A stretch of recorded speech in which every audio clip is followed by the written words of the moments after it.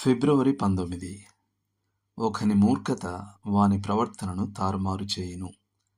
అట్టివాడు హృదయమున యెహోవా మీద కోపించును. సామెతలు 19:3. సైకాలజీ గురించి బైబిల్ లాంటి పుస్తకం ఏదీ లేదు. ఇది మనిషి ప్రవర్తన గురించి లోతైన అవగాహన ఇస్తుంది. ఇవి మీకు మరే చోట దొరకవు. ఉదాహరణకి ఇక్కడ ఒక వ్యక్తి తన స్వంత మొండితనం వల్ల తన జీవితాన్ని నాశనం చేసుకుంటాడు.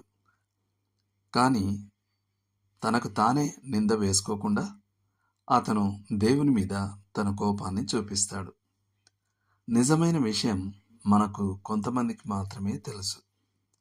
వాళ్ళు క్రైస్తవులుగా ఉంటామని చెప్పుకుంటారు కానీ తర్వాత చెడ్డదైన శారీరక అవినీతిలో ఇరుక్కుంటారు.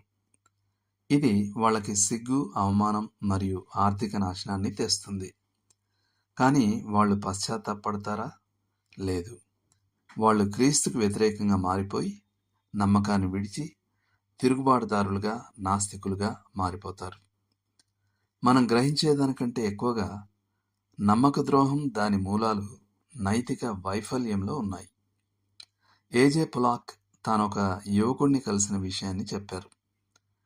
అతను లేఖనాల గురించి అనేక రకాల సందేహాలు మరియు తిరస్కరణలను వ్యక్తం చేయడం మొదలుపెట్టాడు. పొలాక్ అతన్ని "నువ్వు ఏ పాపంలో మునిగున్నావు?" అని అడిగినప్పుడు ఆ యువకుడు విచ్ఛిన్నమై తన పాపం మరియు అసభ్యత గురించి దుఃఖపూరిత కథను చెప్పాడు. మనిషి తన స్వంత పాపాల వలన కలిగే పరిణామాల కోసం దేవునిపై మూర్ఖంగా కోపం చూపించడంలో గొప్ప అన్యాయం ఉంది.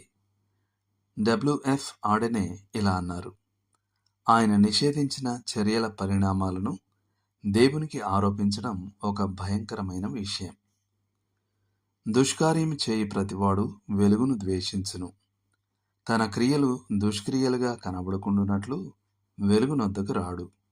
యోహాను 3:20 అనేది ఎంత నిజమో అదే విషయాన్ని అపోస్తలుడైన పేతురు మనకు గుర్తు చేస్తాడు.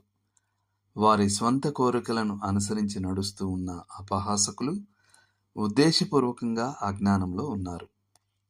పొలాక్ ఇలా అన్నాడు: నైతిక కారణాల వల్ల చాలా వరకు దేవుని సత్యాన్ని స్వీకరించలేకపోవటం, దానిని నిరాకరించడం జరుగుతుందన్నాడు. ఇది చాలా ముఖ్యమైన ఒక సత్యాన్ని బయటకు తెస్తుంది. చాలాసార్లు ఒక మనిషి తన పాపంతో కొనసాగాలని కోరుకుంటాడు, లేదా శరీరానికి స్వాభావికంగా దేవుడంటేనే ఇష్టం ఉండదు.